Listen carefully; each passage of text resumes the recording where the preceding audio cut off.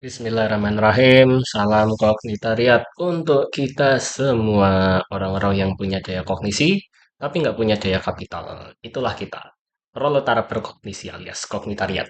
Dan jumpa lagi di konten video esai bareng Tutor Ember. Ya, aku Tutor Ember. Dan kali ini temanya masih cenderung tema personal. Tema personal yang aku nggak tahu ini sebenarnya konten yang seharusnya lebih ke hal privat yang bahkan tidak perlu dikontenkan secara publik atau gimana, tapi whatever gitu.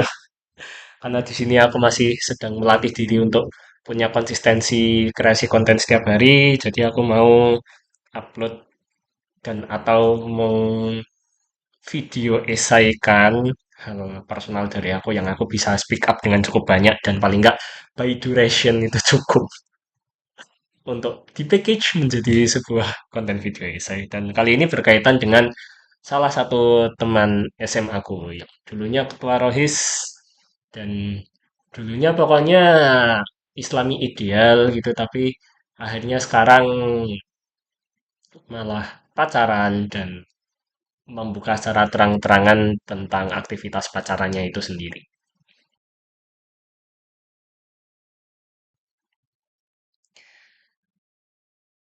Buat yang tahu aku SMA-nya di mana, ya, ya aku SMA-nya di situ. Tapi kalau teman-teman belum tahu, ya, ya udah. Lebih baik kalau tidak tahu. Tapi kalau tahu juga nggak masalah sih. Dan kalau teman-teman udah notice dengan nonton-nonton video-videoku yang sebelumnya, aku kira-kira lulus SMA-nya tahun berapa, berarti masuk SMA-nya tahun berapa, berarti aku jadi rohis di SMA mana di tahun berapa. Kalau teman-teman bisa nge-track bagus, kalau enggak ya nggak apa-apa. Tapi simpelnya dulu aku jadi salah satu pengurus harian rohis dan tentu saja aku punya ketua dan ketuaku ini orangnya cukup-cukup cukup-cukup cukup ideal lah. Dia jago tahsin, jago melafalkan bahasa Arab gitulah. Pelafalan huruf-huruf hijaiyah tuh bagus, lalu juga hafalan ayat-ayat Al-Qur'annya bagus. Jago olahraga, jenis olahraganya apa nggak bisa aku mention di sini karena kalau sampai aku mention ya tambah jelas buat di stalking. Tapi dari awal aku bilang ini temenku ketua Rohis juga udah agak gampang buat di track juga sih sebenarnya. Tapi katakanlah orangnya jago olahraga, prestasi akademiknya bagus karena nyaris selalu di top 70 seangkatan atau bahkan top 50 ya, top top 50 seangkatan sedangkan aku 150 atau lebih ekstrim dari total murid 200-an. Jago penelitian juga orangnya, jago organisasi juga makanya jadi ketua Rohis. Dan tentunya jago dakwah. Dan inilah yang apa ya, aku rasa jadi entry pointku untuk ngerasa nyesek sekaligus ada hal-hal yang nanti akan aku jelaskan gitu karena ini kan video essay ya, teman-teman cek timestamp-nya aja di deskripsi. Pokoknya orangnya nih jago dakwah lah, jadi memang untuk ditunjuk jadi ketua rohis tuh memang cocok gitu, orangnya bisa melakukan pemetaan sosial, melihat orang-orang yang kondisinya gimana, termasuk dalam kelompok seperti apa, otomatis bisa diperlakukan seperti apa. Ya sebagai ketua rohis memang itulah hal-hal yang perlu dipikirkan. Gitu. Dia jago tuh buat kayak gituan. Sementara aku pas zaman SMA dulu masih nggak jelas banget beneran. Sekarang sih udah lebih mendingan ya, minimal aku di masa yang sekarang menyadari banyak hal yang masih belum jelas dari diriku. Kalau dulu pas SMA aku malah nggak sadar kalau aku punya ketidakjelasan. Tapi intinya temenku yang ketua Rohis ini dulu keren lah gitu, termasuk sadar juga sebagai ketua Rohis, dia merasa prihatin kalau punya teman-teman pengurus harian yang masih pacaran, tapi dia juga nggak yang serta-merta langsung ngajakin secara kasar untuk ayo tinggalkan perilaku ini, tinggalkan hal ini, hal itu, jauhi hal ini, hal itu nggak langsung kayak gitu juga orangnya easy going. Jadi soft skill bagus, hard skill bagus, benar-benar yang eh, proporsional dan lumayan lumayan bagus lah, lumayan high level capabilities people gitulah pokoknya. Tapi ya ya itu juga sih yang jadi bahan nyesekku dari awal dan begitu masuk ke kuliah bahan nyeseknya jadi tambah nyesek.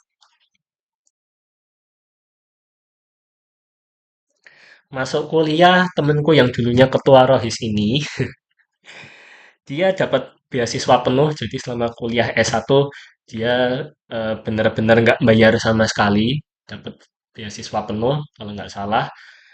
Kuliahnya ya di UGM juga, lalu juga jadi ketua organisasi kemahasiswaan, dan lulusnya cum laude, jadi masih di bawah 5 tahun, IPK-nya juga oke kan, di atas 3,5, makanya cum laude seingatku ya.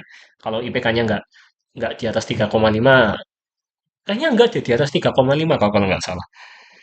Lalu juga setelah lulus eh, dapat pekerjaan remote working, gajinya 2 digit. Jadi dari zaman SMA memang udah high level, begitu kuliah juga high level. Aku nggak bilang bahwa hidupnya mulus-mulus aja nggak ada jalan terjalnya, tapi poinnya adalah orangnya cukup proporsional secara duniawi ataupun ukhrawinya dari luar. Dan yang aku sayangkan adalah begitu lulus S1 kerja itu ternyata dia mempublish aktivitas pacaran bareng pacarnya gitu. Eh, dan di sini memang ini udah masuk ke poin yang subjektif ya dan bisa bisa debatable juga di sini sehingga aku mau nyoba berbahasa salaman mungkin. Cuman yang bikin aku patah hati sebagai temannya adalah aku melihat sosoknya yang dulu tuh peduli terhadap hal-hal di sekelilingnya yang memang bisa dibuat lebih baik lagi.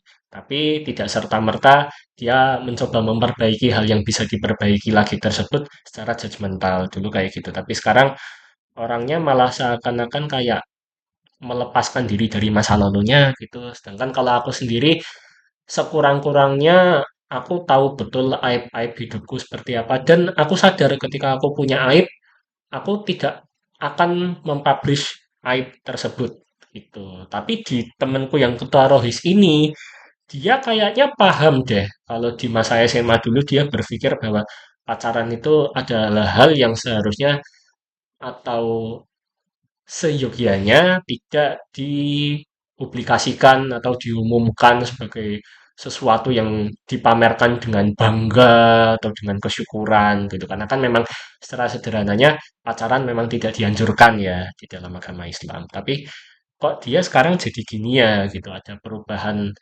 sekontras itu sih yang bikin aku patah hati karena aku dulu melihat dia sebagai sosok yang lumayan ideal sebagai role model tapi aku ternyata tidak cukup dekat untuk memahami, mengenali, ataupun juga mendampingi dia sampai di proses perubahannya dia yang jadi kayak gini tuh ternyata aku nggak cukup dekat sama dia dan akhirnya dia jadi kayak gini dan ketika aku mengungkapkan patah hati kayak gini nih ini bukan dalam rangka menghakimi semua pelaku semua pelaku yang serupa dengan temanku ini pun halnya aku tidak tidak serta-merta menjadikan konten ini sebagai bahan atau sarana atau media buat aku untuk menghakimi secara mutlak dan pukul rata terhadap semua orang yang berpacaran. Niatku nggak kayak gitu, cuman apa ya, lebih ke ngerasa kayaknya dulu aku punya temen yang Islami deh, kok sekarang dia jadi hilang ya, padahal belum meninggal gitu sih. Mungkin patah hatiku di situ dan juga kalau pendapatku pribadi ya, sebagai mahasiswa S2 Sosiologi yang paling enggak sepekan sekali masih ikut kajian, akidah ataupun tazkiyatun nafs, paling tidak opini yang bisa aku bagikan di sini adalah kalau kita masih suka melakukan sesuatu yang itu menurut guru-guru agama kita, menurut guru-guru Islam kita sebenarnya tidak dianjurkan, ya paling tidak sadarilah bahwa itu bukan hal yang eh, layak untuk di apa ya dilakukan secara secara sepenuhnya bahagia gitu loh maksudnya. Ibaratnya apa ya? Misalnya bohong gitu deh. Misalnya misalnya kita kita suka bohong. Paling enggak kalau kita suka bohong tuh minimal kita sadar bahwa bohong ini bukan hal yang baik menurut agama, minimal kayak gitu. Jadi ya harapannya dengan masih menyadari bahwa hal yang kita lakukan itu ternyata merupakan hal yang dosa, paling tidak kita masih sadar bahwa kita melakukan dosa. Jangan sampai kita kayak pejabat yang korupsi dan dia nggak sadar kalau korupsi itu merugikan rakyat. Nah, ada similarity di situlah, ada ada hal yang sepola di situ meskipun ya beda juga gitu, tapi ya paling nggak baik. Mungkin dari aku gitu dulu aja sih. Ya dan ini memang intonasiku jadi turun, jadi agak sedih, tapi ya sudah mau gimana lagi. Dan kalau temenku, kalau kamu sampai nonton ini ya Pak, ya mohon maaf ya, aku akhirnya ngomong kayak gini. Kenapa aku ngomongnya kayak gini? Karena memang aku kesulitan untuk ketemu langsung berhadapan empat mata ke kamu emang kesulitan. Kesulitannya kenapa? Karena memang ada kesungkanan sebagai orang yang merasa tidak terlalu dekat dengan kamu. Tapi aku merasa kamu seharusnya paham deh tentang kondisiku sebagai anak bungsu yang susah keluar kota, tapi sebenarnya masih pengen main, masih pengen reunian sama teman SMA. Kayaknya kamu paham terhadap hal itu, tapi aku nggak tahu kenapa kamu memilih untuk tidak terlalu mengingatku dan atau tidak terlalu ngajakin aku main. Tapi ya sudah, itu emang opsi dan aku tidak terlalu banyak, tidak terlalu tahu banyak tentang hidupmu, jadi aku nggak bisa menilai dan atau menyimpulkan terlalu banyak tentang hidupmu, tapi minimal ini kekecewaanku. Gitu aja dari aku. Terima kasih teman-teman. Jangan lupa like ataupun dislike monggo, comment share monggo.